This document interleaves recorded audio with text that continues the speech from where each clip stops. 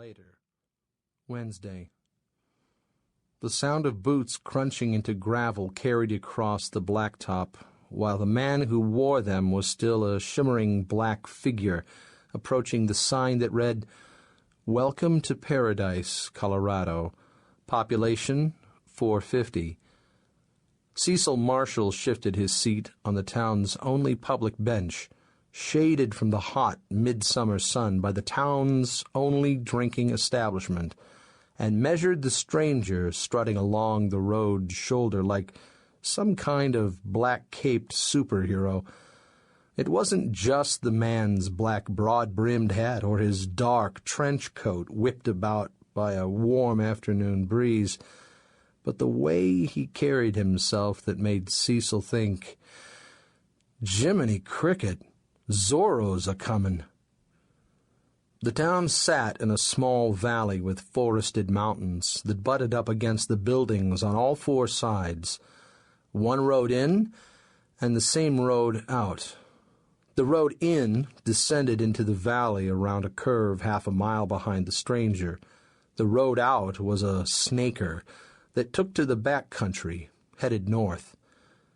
Paradise was a typical small mountain town, the kind with one of most things and none of many things.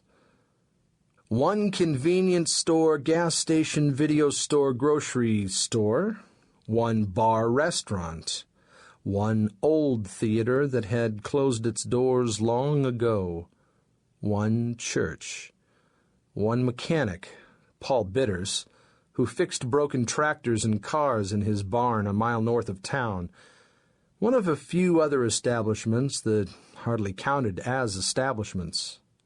No hospital, no arcade, no real grocery store other than the convenience store. Everyone shopped in Delta, 20 miles west. No police station or bowling alley or car dealer or bike shop or choice of cuisine. The only thing there was more than, none or one of, was hairdressers. There were 3 hairdressers, one on Main Street and 2 who worked out of their homes, which didn't really count. "Looks lost," Johnny Drake said. Cecil turned to the blond boy beside him. Johnny slouched back, legs dangling off the bench, watching the stranger. His mother, Sally Drake, had come to town after being abandoned by some worthless husband when Johnny was a baby, 13 years earlier. Sally's father, Dylan Drake, had passed away, leaving her the house that she and Johnny now lived in. She decided to stay in Paradise for the house after unsuccessfully trying to sell it. The decision was mighty courageous, considering the scandal Sally suffered shortly after her arrival. The thought of it still made Cecil angry. As far as he was concerned, the town hadn't found its soul since. They were a sick lot, these Paradise folk. If he could speak, he would stand up in that monstrosity they called a church and say so. But Cecil couldn't speak. He was a mute. Had been since his birth, 81 years ago. Johnny watched the stranger and rolled a large red marble between his fingers. He was born with a crooked leg, which was one thing that had bonded him to Cecil. The Children's Hospital in Denver corrected his leg surgically, and even though he still limped now and then, he was pretty much an ordinary boy now. No, not ordinary. Extraordinary.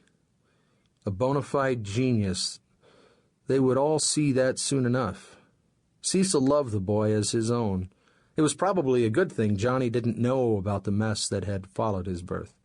Cecil turned back to the stranger, who left the gravel shoulder and now clacked down the middle of the road in black, steel-toed cowboy boots like a freshly shoed quarter horse. Black boots, black pants, black trench coat, black hat, white shirt, a real city slicker, on foot 3 miles from the nearest highway. I'll bet he's sporting a black mustache to boot. Cecil dropped his eyes to the leather-bound copy of Moby Dick in his lap.